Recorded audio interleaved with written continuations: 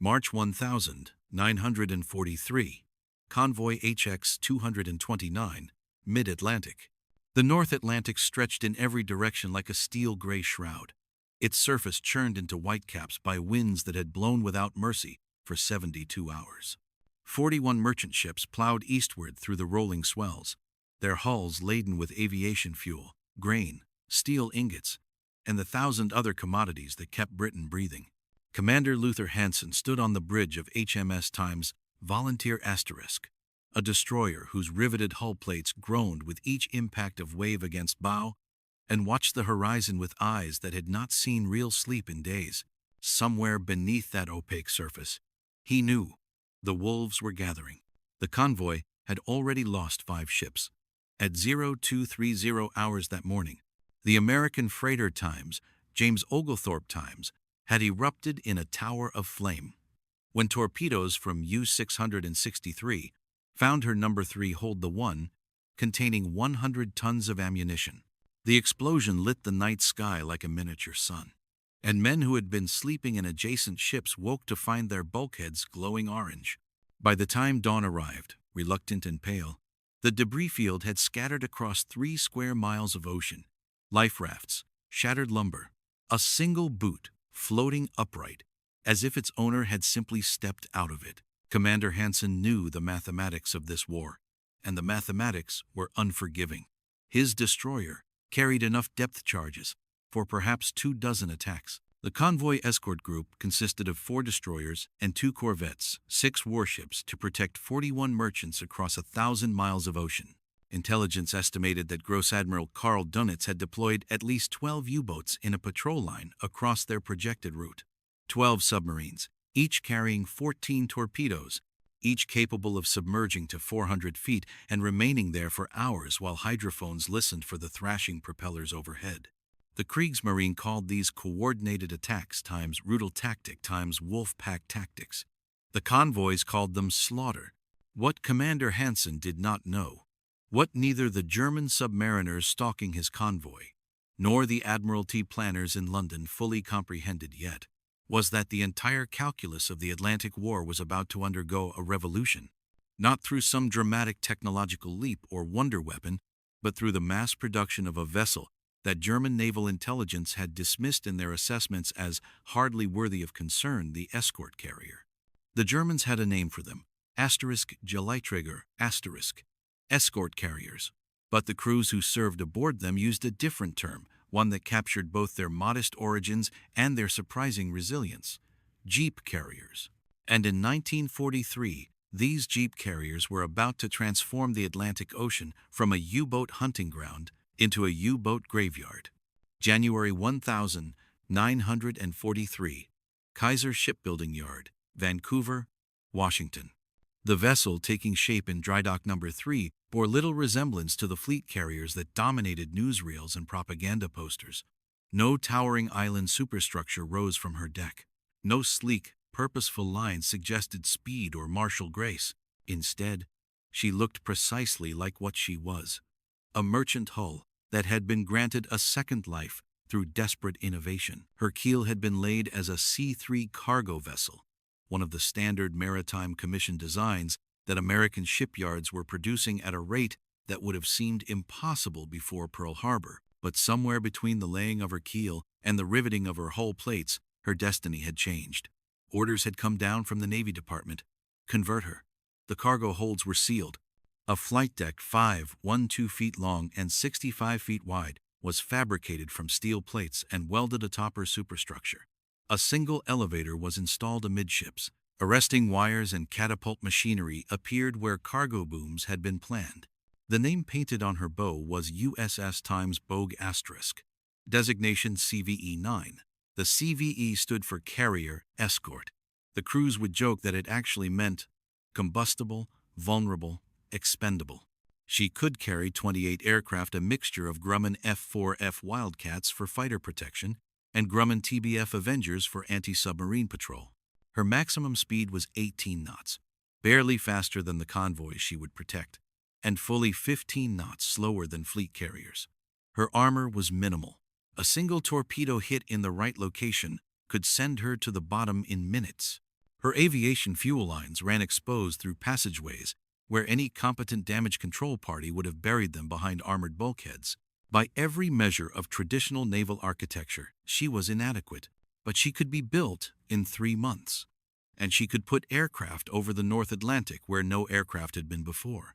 Henry Kaiser's shipyards had discovered something that would prove more valuable than armor plate or speed. They had discovered scale.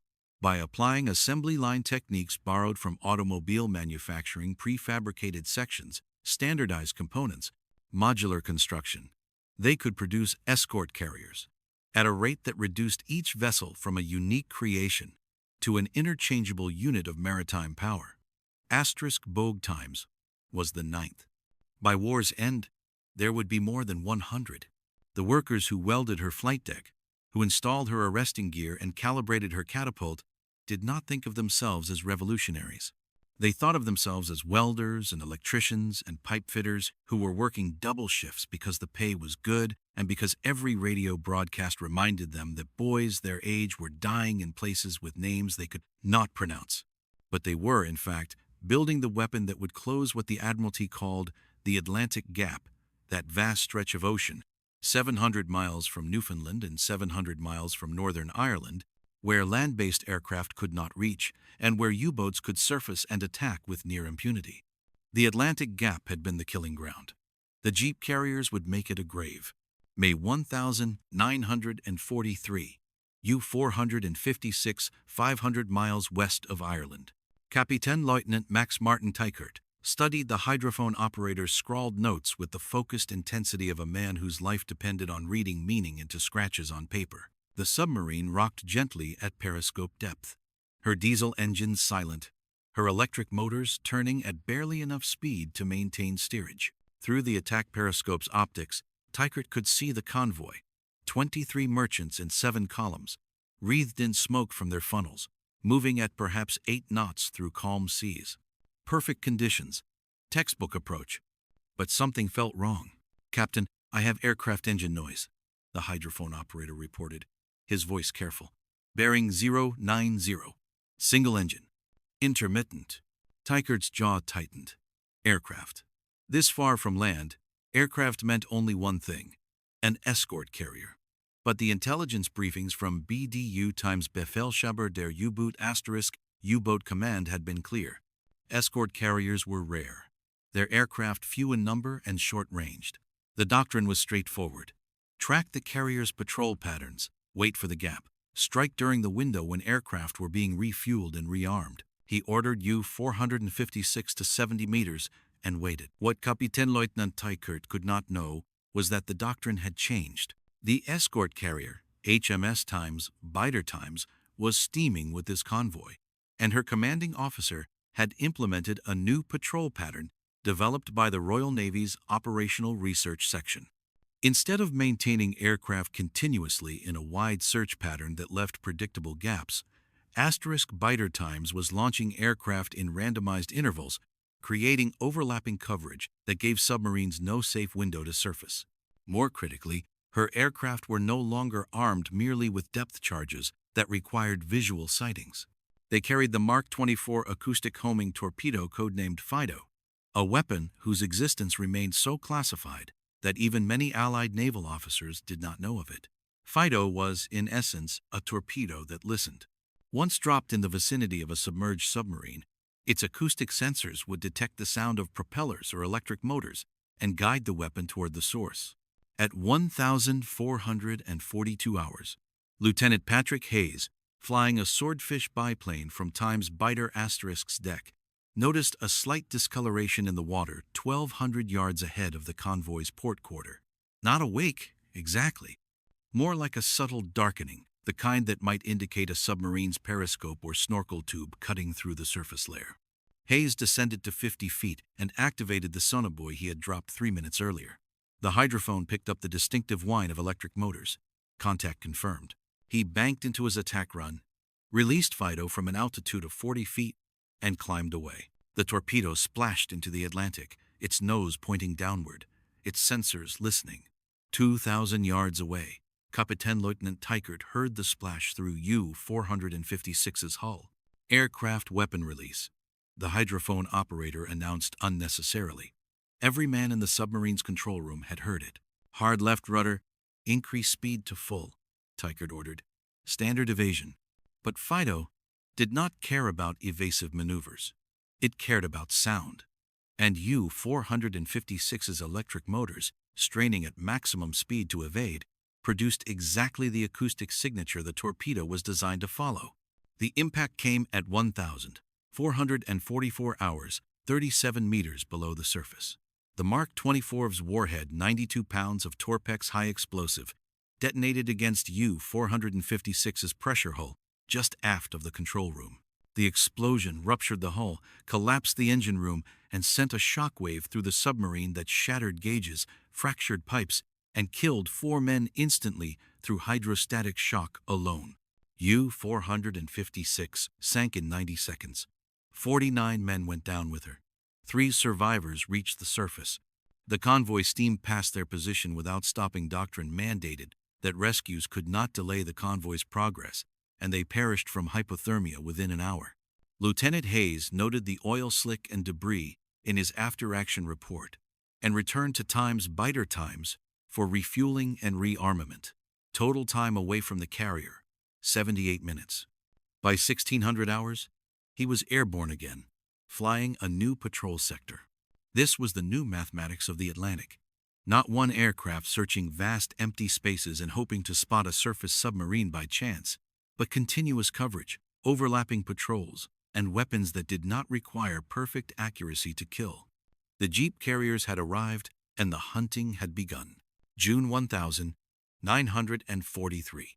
BDU headquarters, Berlin. Gross Admiral Karl Donitz stood before the situation map in the operations room and tried to understand what was happening to his U-boat fleet. The pins that marked submarine positions had always been sparse. The Atlantic was vast, and even with over 200 boats in commission, they were scattered across millions of square miles. But now, entire patrol lines were disappearing. In May alone, the Kriegsmarine had lost 41 U-boats. 41.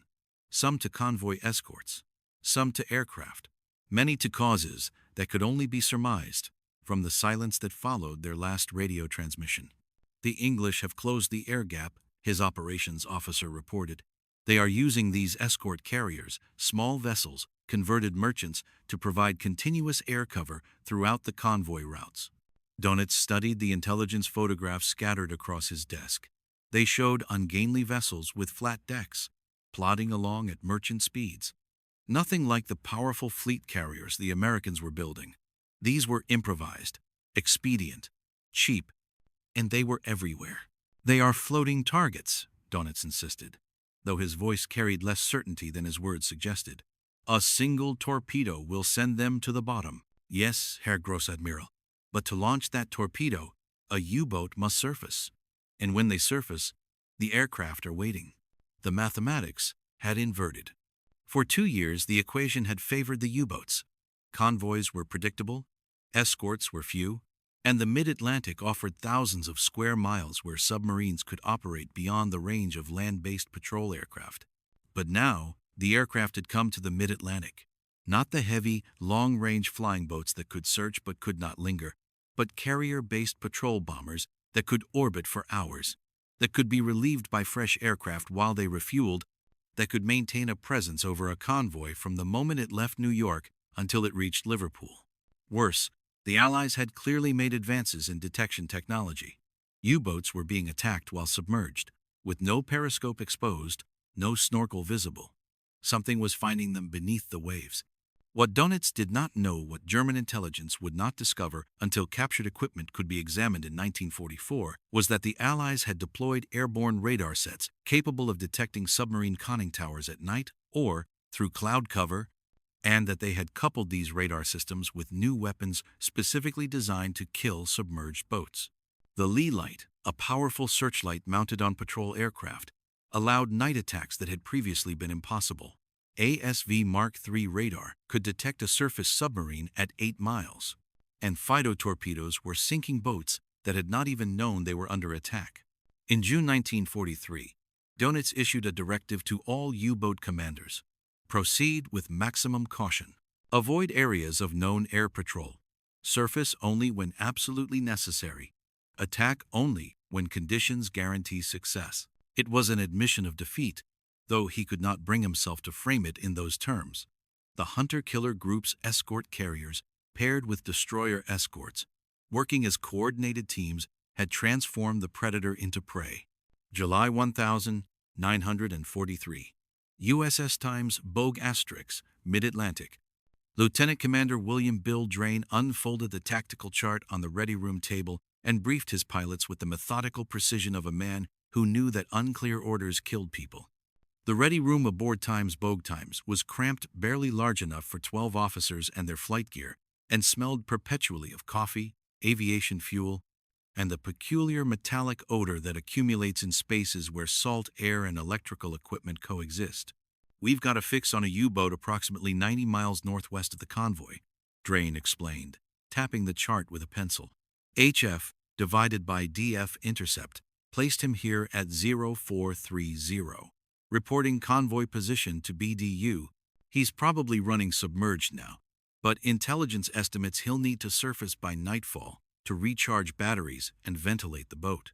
HF divided by DF high-frequency direction finding, pronounced Huff-Duff by the crews who operated it, had become one of the Allies' most potent weapons against the U-boats. Every time a submarine transmitted a radio message, shore stations and ship-based receivers could triangulate its position with surprising accuracy. The Germans knew about direction finding, of course, but they had not grasped how precise Allied systems had become, nor how ruthlessly the information was being exploited. "We're going to establish a patrol box around his last known position," Drain continued. 4 aircraft, 2-hour rotations, continuous coverage from 1,800 until dawn. If he surfaces, we hit him immediately. No hesitation. The pilots, young men, most of them barely old enough to have finished college had the war not intervened, nodded with expressions that mixed eagerness and apprehension. They had trained for this. They understood the doctrine. But doctrine on paper and doctrine at 300 feet over a hostile ocean in failing light were two different things. Lieutenant James Fowler would fly the first patrol. His TBF Avenger sat on Times Bogue Asterix's flight deck, fueled and armed. 4 depth charges, 1 phytoacoustic torpedo, and enough ammunition in the wing-mounted 50 caliber machine guns for 30 seconds of sustained fire. The Avenger was not a particularly beautiful aircraft. Its portly fuselage had earned it the nickname Turkey, but it was robust, reliable, and capable of carrying a weapons load that could kill a submarine. At 1,745 hours, Fowler received the launch signal. The Avenger's right R-2600 radial engine thundered to life, its 14 cylinders producing 1,700 horsepower that translated into acceleration down Times Bogue Asterix's brief flight deck. The ship turned into the wind, adding her 18 knots to whatever breeze nature provided. Fowler released the brakes, advanced the throttle to full power, and felt the aircraft lurch forward. Escort carrier flight decks offered no margin for error. At 512 feet, Bogue Asterix's deck was less than half the length of fleet carriers like Times Enterprise Times or Times Lexington Asterisk. A pilot who hesitated, who misjudged his acceleration, who failed to achieve flying speed before reaching the bow, would nose over into the Atlantic at 90 knots and likely take his 2 crewmen with him into the water. Fowler did not hesitate. The Avenger accelerated, lifted clear of the deck with perhaps 30 feet to spare, and climbed into the evening sky. Behind him, Bogue Times fell away, becoming a small gray rectangle on a vast gray ocean. He flew alone for the next 2 hours, maintaining an altitude of 1,200 feet, sweeping the patrol box with his radar, watching the ocean surface for any sign of disturbance. At 1,948 hours, with the sun setting in a spectacular display of orange and crimson that would have been beautiful in any context except this one, his radar operator called out a contact. Surface contact, bearing 347, range 6 miles. Fowler's pulse accelerated even as his hands remained steady on the controls. He advanced the throttle, descended to 500 feet, and activated the lee light, a searchlight, powerful enough to illuminate a submarine from a mile away. The light caught U-527 on the surface, her conning tower fully exposed, her deck gun crew scrambling to man their weapons. Kapitän Lieutenant Herbert Uhlig had been charging batteries and ventilating his boat, following the same procedure that had kept U-527 alive through 8 patrols. But procedures that had worked in 1941 were death sentences in 1943. Fowler attacked from the stern, releasing all 4 depth charges in a single salvo from an altitude of 50 feet. The charges, each containing 300 pounds of Torpex, were fused to detonate at 25 feet depth, shallow enough to damage a submarine that was crash diving but not yet deep enough to evade. The explosions came in rapid succession, 4 massive eruptions that threw columns of white water 50 feet into the air. The pressure waves hammered U-527's hull like the fists of an angry god. Plates buckled. Seams split. The diesel engines, still running, flooded with seawater and seized. Emergency lighting failed. Men were thrown against bulkheads with bone-breaking force. Uhlig screamed orders that could not be heard over the roar of incoming water. U-527 lost all forward momentum, wallowed in the swells for perhaps 20 seconds, then tilted bow down and slid beneath the surface. Fowler circled the area, dropped a smoke float to mark the position, and radioed Times Bogue *. Submarine attacked and believed sunk. Large oil slick and debris observed. No survivors visible. U-527's crew of 46 men went down with their boat in water 3,000 meters deep.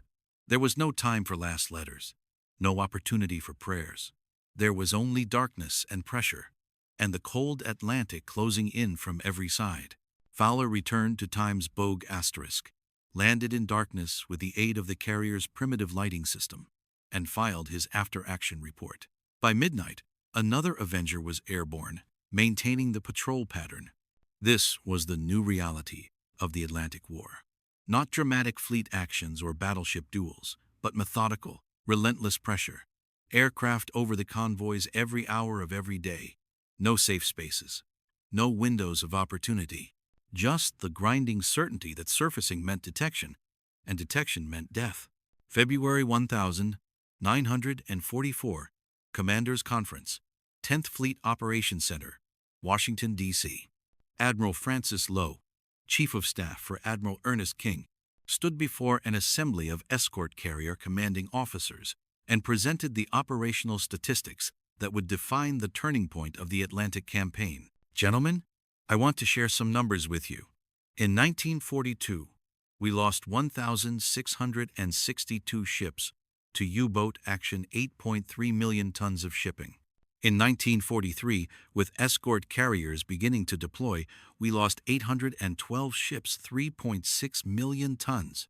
In January of this year, we lost 9 ships total in the Atlantic. 9. He paused to let the numbers sink in. During the same period, we sank 73 U-boats in 1943.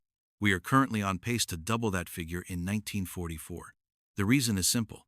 You've closed the air gap. There is no longer any place in the Atlantic where a U-boat can operate with impunity. The escort carrier had proven to be exactly what its designers had intended. Not a war winner in isolation, but a force multiplier that transformed existing anti-submarine warfare capabilities from marginal effectiveness to overwhelming superiority. Each CVE added 28 aircraft to the battlespace aircraft that could search 3,000 square miles per patrol, that could respond to contacts within minutes instead of hours, that could attack with weapons sophisticated enough to kill submerged submarines. And the Americans were building them faster than Germany could build replacement U-boats. Kaiser's shipyards alone were producing 1 escort carrier every 3 weeks. By mid-1944, there would be sufficient CVEs in the Atlantic to provide continuous air coverage for every major convoy route, every coastal approach, every choke point where submarines might congregate. The hunter-killer group's a doctrinal innovation that paired an escort carrier with 4 or 5 destroyer escorts in a dedicated anti-submarine team, free from convoy escort duties and tasked solely with finding and killing U-boats, had become particularly lethal. These groups could pursue sonar contacts for hours or days, could coordinate aircraft and surface attacks, could corner submarines and give them no escape. USS Times Guadalcanal Asterisk, under the command of Captain Daniel Gallery, had perfected the hunter-killer technique to an art form. In June 1944, Guadalcanal Asterisk's task group would achieve what no Allied force had accomplished: the capture of a German submarine at sea. U-505 would be boarded, her crew taken prisoner, and her Enigma cipher machine and codebooks secured an intelligence coup of incalculable value. But the real victory was not in individual actions, dramatic as they might be. The real victory was in the accumulation of losses that Germany could not sustain. May 1944, U-549, Atlantic Ocean, 230 miles east of New York. Captain Lieutenant Detlev Krankenhagen brought U-549 to periscope depth with extreme caution, knowing that every moment spent with his periscope exposed was a moment of vulnerability. The waters off the American coast had become extraordinarily dangerous. Aircraft everywhere, radar-equipped destroyers patrolling in patterns that seemed to anticipate where a submarine might surface, merchant traffic that moved in tightly controlled convoys with professional escorts. This was not the second happy time of 1942, when U-boats had ranged freely along the American seaboard and sunk ships with such regularity that residents could see the glow of burning vessels from shore. This was a hostile environment where the hunter had become the hunted. Through the periscope, Krankenhagen spotted his target, the escort carrier USS Times Block Island Asterisk, steaming at the center of a hunter-killer group. She was small, ungainly, slow, everything the intelligence briefings had described. But she was also surrounded by destroyer escorts whose sonar pinged through the water with rhythmic persistence, and her flight deck held aircraft that would launch the moment U-549 revealed her position. It was a suicide mission, Krankenhagen knew. But he also knew that escort carriers were the weapons that had turned the Atlantic into a graveyard for U-boats. If he could sink one, if he could prove that these vessels were as vulnerable as they appeared, perhaps it would slow their deployment. Perhaps it would create doubt in Allied planning. He ordered tubes 1 through 4 prepared for launch. At 2013 hours on the 29th of May 1944, U-549 fired a spread of 4 torpedoes at a range of 1,800 yards. One torpedo struck Times Block Island Times in the stern, penetrating her thin hull plating and detonating in the engineering spaces. The explosion killed 6 men instantly and ruptured fuel lines that turned the aft third of the ship into an inferno. A second torpedo struck amidships, collapsing the elevator shaft and starting fires that the damage control parties could not contain. Asterisk Block Island Times listed 12 degrees to starboard, lost all propulsion, and began to settle by the stern. Her commanding officer, Captain Francis Hughes, gave the order to abandon ship at 2045 hours. The crew, 957 men, took to life rafts and were retrieved by destroyer escorts that had rushed to assist. At 2,113 hours, Asterisk Block Island Times capsized and sank. She was the only American escort carrier lost to submarine action in the Atlantic. But Krankenhagen's victory lasted exactly 19 minutes. The destroyer escorts USS Times Eugene E. Elmore Times and USS Times Orange Times had obtained a sonar contact on U-549, even as the torpedoes were striking Times Block Island Asterisk. They prosecuted the contact with textbook precision: depth charge patterns, hedgehog attacks, continuous sonar tracking. U-549 attempted to evade, diving to maximum depth, rigging for silent running, shutting down all non-essential systems. It was not enough. At 2,132 hours, a hedgehog salvo from Times Eugene E. Elmore Times struck U-549's pressure hull. The 24 projectiles, each containing 35 pounds of explosive, detonated on impact, punching holes through the submarine's hull like a nail gun through sheet metal. U-549 lost all depth control, blew her ballast tanks in a desperate attempt to reach the surface, and broached bow first into the night air. The destroyer escorts opened fire with every weapon they possessed: 5-inch guns, 40mm anti-aircraft cannon, 50 caliber machine guns, Tracer fire converged on U-549's conning tower. Shells penetrated her hull below the waterline. Krankenhagen gave the order to abandon ship, but before many of his crew could reach the deck, U-549 plunged beneath the surface for the last time. 13 survivors were pulled from the water. 42 men went down with the boat. The exchange ratio was brutal in its implications. Asterisk. Block Island times had been sunk. Yes, a loss of a major combatant and a propaganda victory for Germany. But she had been built in 3 months at a cost of $5.9 million. She could be replaced. In fact, she would be replaced. Another CVE would inherit her name and enter service within weeks.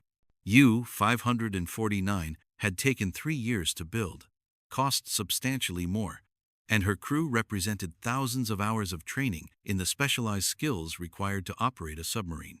She could not be easily replaced. Neither could Kapitän Lieutenant Krankenhagen or his experienced petty officers. And across the Atlantic, dozens of other escort carriers continued their patrols, their aircraft continuing to launch, their radar continuing to sweep, their presence continuing to make submarine operations unsustainable.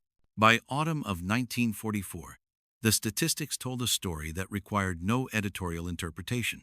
German U-boat losses had reached catastrophic levels.